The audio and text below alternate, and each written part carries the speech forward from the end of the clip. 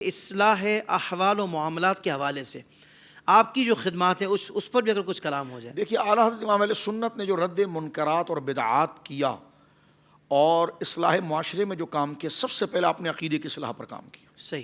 ذات باری تعالیٰ کے حوالے سے اگر اہانت کا کوئی پہلو یا معاذ اللہ کذب کی نسبت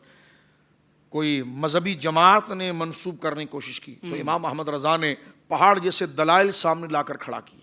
اور اس نظریے کو، اس باطل عقیدے کو اسلامی سرحدوں کے اندر گھسنے نہیں دیا۔ یہ آپ نے بڑا بنیادی کام کیا۔ یا پھر ملاحدہ یعنی ملحدین اور فلاسفہ قدیمہ اور جدیدہ نے الہادی طور پر عقیدہ توحید پر یا دین اسلام کے اوپر کوئی ضرب کاری لگانے کی کوشش کی تو امام محمد رضا فاضل بریلوی رحمہ اللہ نے ان دنیاوی علوم پر بھی آپ کو اس قدر دسترس کمال تھا کہ فلسفیوں کے آپ نے دانت کھٹے کر کے رکھ دیے اور ان کے وہ اعتراضات جس کو وہ لا ینحل سمجھتے تھے، امام احمد رضا کی کتاب پڑھ کے لگتا ہے کہ وہ سارے فلاسفہ امام احمد رضا کی اس فلسفیانہ فکر کے سامنے طفل مکتب بھی نظر نہیں آتے۔ کیا بات ہے۔ اسی طرح عقیدہ رسالت صلی اللہ علیہ وسلم کو اگر آپ دیکھیں تو جناب رسول مکرم صلی اللہ علیہ وسلم کے علم پاک کے حوالے سے جب ایک غلط نظریہ پیش کر کے سرکار دو عالم صلی اللہ علیہ وسلم کی نبوت اور آپ کی عالی ذات کہ بعد از خدا بزرگ تو یہ قصہ مختصر، سید الخلق سید البشر صلی اللہ علیہ وسلم، آپ جیسا کوئی نہیں، آپ کا مماثل کوئی نہیں، جیسا حضور نے خود فرمایا ایکم مثلی، جماعت صحابہ سے کہا تم میں کون ہے میرے مثل ہونا، لیکن ایک طبقہ باقاعدہ طور پر حضور سید عالم صلی اللہ علیہ وسلم کی ذات مبارکہ اور آپ کی کرامت و عظمت کو گھٹانے کے لیے اور آپ کی عالی ذات کے جو مخلوق میں سب سے بلند ہے، عظمت و اعلیٰ ہے، یعنی یہ ایک بات جو شاہ عبدالعزیز صاحب نے کی بعد از خدا بزرگ تو یہ قصہ مختصر، یعنی خدا اللہ رب العالمین جل والا خالق ہے اور حضور سید عالم اس کی خلق سب سے عظیم ہستی ہے۔ اس فرق کے ساتھ میں عرض کر رہا ہوں کہ خدا کے بعد اگر کوئی تعظیم کے لائق ہے تو وہ جناب رسول مکرم صلی اللہ علیہ وسلم کی ذات ہے۔ یہ اسلام تصور پیش کرتا ہے، قرآن کی آیات موجود ہے، صحابہ کا عمل موجود ہے، لیکن اس کے مقابلے میں جناب نبی کریم علیہ الصلوۃ والسلام کی عظمت و شانوں کو گھٹانا اور سرکار دو عالم صلی اللہ علیہ وسلم کی عظمت و شانوں میں نقص نکالنا اور وہ چیزیں جو عظمت ذات مصطفیٰ صلی اللہ علیہ وسلم کا فروغ کا باعث ہے یا میلاد مصطفیٰ صلی اللہ علیہ وسلم ہے یا دیگر چیزیں، اس پر جب انہوں نے حملہ آور ہو کر حضور کی ذات کو انہوں نے عام شخص کی سطح پر لانے کی کوشش کی اور آپ کے بیان کمالات کو شرک اور بدعات کے ساتھ تعبیر کیا تو سب سے پہلا کام تو امام احمد رضا نے یہ کیا کہ مسلمان امت جو ہیں جن کو وہ شرک کے خطرناک فتووں کے ساتھ چھنی کرنا چاہتے تھے، بدعات کے خطرناک فتووں کے ساتھ وہ چھنی، خطرناک بئی معنی کہ وہ اس کے مستحق نہیں تھے، امام احمد رضا ان کے سامنے سینہ سپر ہو کر امت کے سامنے کھڑے ہو گئے اور امت کو آپ نے ان کے ان جاہلانہ فتووں سے بچایا اور ان کے ہر استدلال کا منہ توڑ جواب دیا کہ 800 سال امام احمد رضا کی کسی کتاب کا جواب نہ آ سکا اور آپ کی لکھی ہر تحریر جو تھی وہ لاجواب تھی۔ مسلمانوں کو شرکیہ اور بدعات والے الزام سے آپ نے محفوظ کیا کیونکہ امت ایسی نہیں تھی، جیسا حضرت حذیفہ بن یمان نے حضور سے کہا تھا یا سرکار نے فرمایا تھا کہ میری امت میں کچھ لوگ ایسے پیدا ہوں گے جو قرآن تو پڑھیں گے لیکن قرآن کی رونق ان کے منہ سے چلی جائے گی، وَسَعَالَ جاری بالسیف، وہ میری امت کے ساتھ قتل و غارت گری کریں گے۔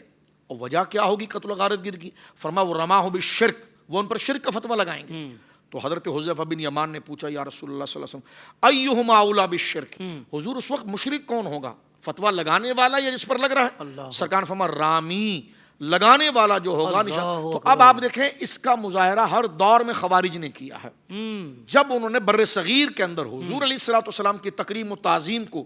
جب انہوں نے عامیانہ رنگ دینے کی کوشش کی تو امت کھڑی تھی جن کے رگ و پے اور اداؤں کے اندر حضور کا عشق تھا، تو انہوں نے ان پر شرک کا فتویٰ لگا کر ان کی حوصلہ شکنی کرنے کی کوشش کی۔ تو اعلیٰ حضرت کی تحریرات کا ایک بحر ذخار ہے کہ جس میں آپ نے شان مصطفیٰ کریم صلی اللہ علیہ وسلم کے لیے قرآن و سنت کے دلائل پہاڑ جیسے لا کر کھڑے کی، وہیں پر امت کے حوصلے کو پست نہیں ہونے دیا بلکہ ان کو کھڑا کیا اور فرمایا حشر تک ڈالیں گے ہم پیدائش مولا کی دھوم، یعنی ان کے حوصلوں کو بڑھایا، فرمایا یہ شرک نہیں ہے، فرمایا ذوف مانا مگر یہ ظالم دل ان کے رستے میں تو تھکانا کرے، شرک ٹھہرے جس میں تعظیم حبیب اس برے مذہب مذہب پر لعنت کیجئے کہ ذکر روکے فضل کاٹے نقص کا جویا کرے پھر کہے مرتد کے ہوں امت رسول اللہ کی. یعنی ان اشعار کے ذریعے بھی آپ نے نعتیہ کلام کے ذریعے بھی امت کو حوصلہ دیا کہ جس انداز میں قرآن و سنت کی صحیح تعبیر اور روشنی میں جو تم حضور سید عالم سے عشق اور عشق کا مظاہرہ کر رہے ہو نا تو یہ شرک نہیں ہے, گھبراؤ نہیں, یہ صحابہ کی اداؤں کی نقل ہے اور یہ مظاہرہ جو ہے حقیقی عشق مصطفیٰ صلی اللہ علیہ وسلم کا اپنے دور کے تقاضوں کے اعتبار سے ایک بڑا خوبصورت ترجمان ہے. تو امام احمد رضا فاضل بریلوی رحمہ اللہ کی یہ اعتقادی خدمات صحابہ کرام رضوان اللہ اجمعین پر جب بعض ایسے لوگ جو اہل سنت کہلا کر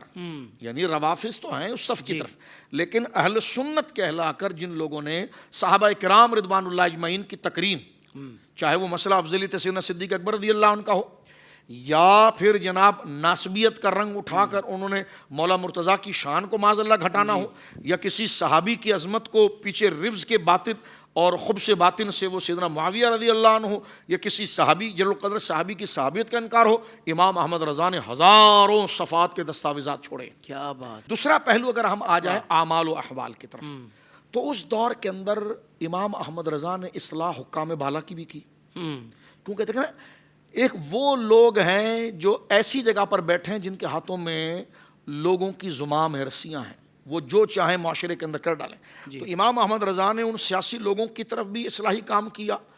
اور وہ علماء جن کے پاس مسند تدریس تھی یا مسند واعظ و نصیحت تھی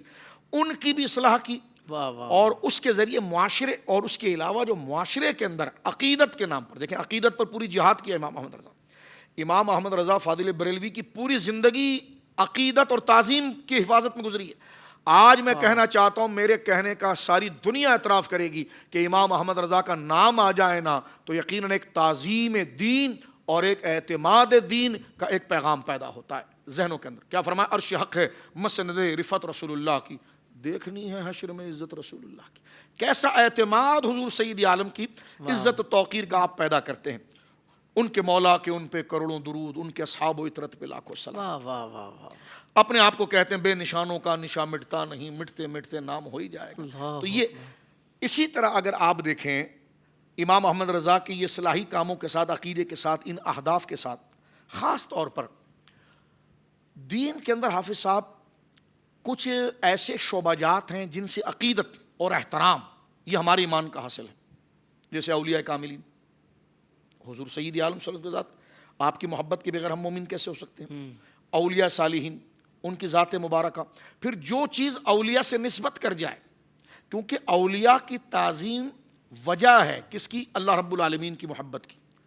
کیونکہ جو اللہ کی نشانیوں کی تعظیم کرتا ہے اسی کے دل میں تقویٰ ہے. تو اللہ کی نشانیوں میں سے نشانیاں حضرات اولیاء ہے اور اہل سنت. اب دیکھیں غیروں کا تو رد کیا, ان بھیڑیوں کو یہاں نہیں داخل ہونے دیا, لیکن اپنی بھیڑوں کے اندر جہاں خرابیاں پیدا ہوئی یا جہالت کی بنا پر تو امام احمد رضا نے بہار کے محاذ پر بھی مقابلہ کیا کئی فرقوں سے اور اندر بھی اصلاح کی کوشش کی. جو عقیدت اور محبت اور تعظیم کے نام پر جو فساد ہو رہا تھا. اللہ اکبر, یہ بڑی اہم بات کر رہے ہیں. ایک تو حافظ صاحب انکار تعظیم کا فساد تھا, اللہ اکبر, اس پر تو امام احمد رضا نے کبھی علم العلا شریف لکھی, کبھی خالص الاعتقاد لکھی, کبھی دولت المکیہ لکھی. آپ نے تو یہ کتابیں آپ نے مرتب فرمائی, ٹھیک ہے, وہ تو انکار تعظیم